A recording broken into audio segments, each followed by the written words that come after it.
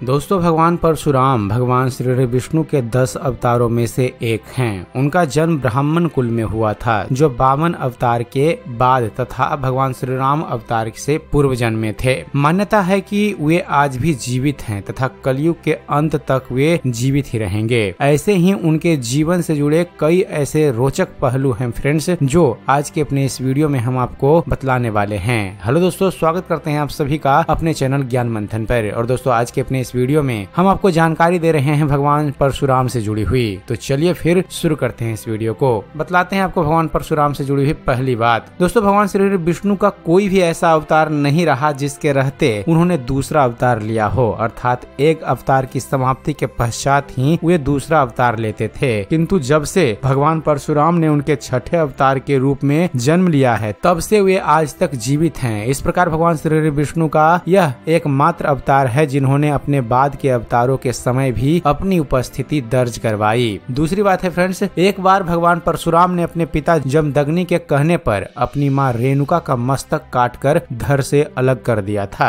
अपने पुत्र की कर्तव्य निष्ठा से प्रसन्न होकर उनके पिता ने उनसे वरदान मांगने को कहा था। तब परशुराम जी ने वरदान स्वरूप अपनी माता का जीवन पुनः मांग लिया था। इसके बाद उनकी मां रेणुका पुनः जीवंत हो उठी थी। भगवान परशुराम से जुड़ी हुई अगली बात है फ्रेंड्स, भगवान परशुराम के समय एक राजा था जिसका नाम था कार्तवीर्य अर्जुन। उसकी 1000 भुजाएं थी, इसलिए उसे सहस्त्रबाहु भी कहते थे। वह लंका के राजा रावण को भी परास्त कर चुका था, जिसके बाद उसकी प्रसिद्धि तीनों लोकों में व्याप्त हो चुकी थी। एक बार जब परशुराम जी अपने आश्रम से बाहर गए हुए थे, तब कार्तवीर्य अर्जुन ने उनके पिता के आश्रम पर हमला करके उनकी मुख्य गाय कामधेनु चुरा ली थी। जब परशुराम पुनः अपने आश्रम लौटे और सब घटना का ज्ञान हुआ, तब उन्होंने सहस्त्रबाहु की सभी भुजाएं काटकर उसका वध कर दिया था। भगवान परशुराम से जुड़ी हुई अगली बात है फ्रेंड्स, सहस्त्रबाहु के वध के पश्चात उसका प्रायश्चित करने के लिए भगवान परशुराम तीर्थ यात्रा पर चले गए थे। पीछे से सहस्त्रबाहु के पुत्रों ने भगवान परशुराम के पिता जमदग्नि का वध कर दिया था। जब परशुराम जी को इसका पता चला, तब उन्होंने पृथ्वी से 21 बार सहस्त्रबाहु के क्षत्रिय वंश का नाश कर दिया था।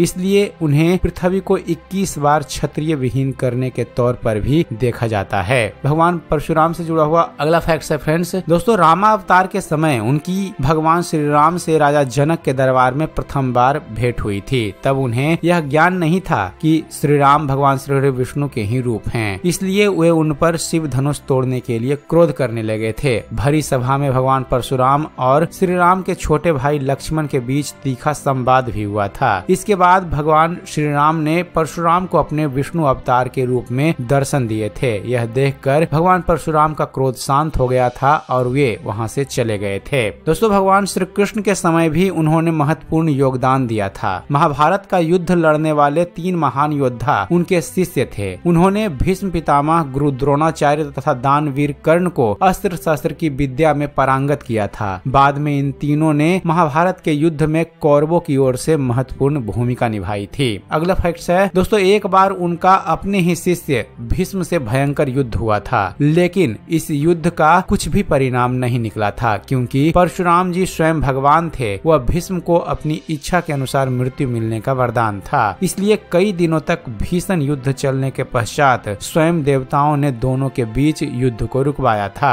दोस्तों, महाभारत के एक और मुख्य पात्र कर्ण ने परशुराम से झूठ बोलकर शिक्षा ग्रहण की थी। उन्होंने स्वयं को ब्राह्मण बताकर शिक्षा ग्रहण की थी, जो कि असत्य था। जब भगवान परशुराम को इसका ज्ञान हुआ, तब उन्होंने कर्ण को श्राप दिया था कि जब उन्हें अपनी विद्या की सबसे ज्यादा आवश्यकता होगी, तभी वह उन्हें भूल जाएंगे। इसी श्राप के कारण महाभारत के भीषण युद्ध में कर्ण का वध धनुर्धारी अर्जुन के हाथों हुआ था। भगवान परशुराम से जुड़ा हुआ अगला बात है दोस्तों, भगवान परशुराम के बचपन का नाम राम था, लेकिन एक बार उन्होंने भगवान शिव की कठोर तपस्या की थी। तब भगवान शिव ने उन्हें परशु नाम का एक अस्त्र अर्थात कुल्हाड़ी दी थी, जो उन्हें बहुत प्रिय थी। इसी के बाद से उनका नाम परशुराम हो गया था। भगवान परशुराम से जुड़ी हुई अगला बात है फ्रेंड्स, मान्यता है कि भगवान परशुराम कलयुग के अंत में फिर से आएंगे। उनका दायित्व भगवान श्री विष्णु के अंतिम अवतार कल्कि को शिक्षा देने तथा अस्त्र शस्त्र चलाना सिखाना होगा। इस दायित्व को निभाने के पश्चात इस धरती से उनका उद्देश्य समाप्त हो जाएगा तथा वे पुनः श्री हरि में समा जाएंगे। तो दोस्तों, यह थी जानकारी भगवान परशुराम से जुड़ी हुई। होगी। उम्मीद करते हैं फ्रेंड्स आप सभी को हमारा ये वीडियो पसंद आया होगा। अगर वीडियो पसंद आया हो तो वीडियो को लाइक और शेयर करना न भूलिएगा। और दोस्तों ऐसे ही ज्ञानवर्धक वीडियो देखते रहने के लिए आप हमारे इस चैनल ज्ञान मंथन को सब्सक्राइब जरूर कीजिएगा। आप हमारे चैनल को सब्सक्राइब कीजिए और देखते रहिए, जानते रहिए। धन्यवाद। जय हिंद।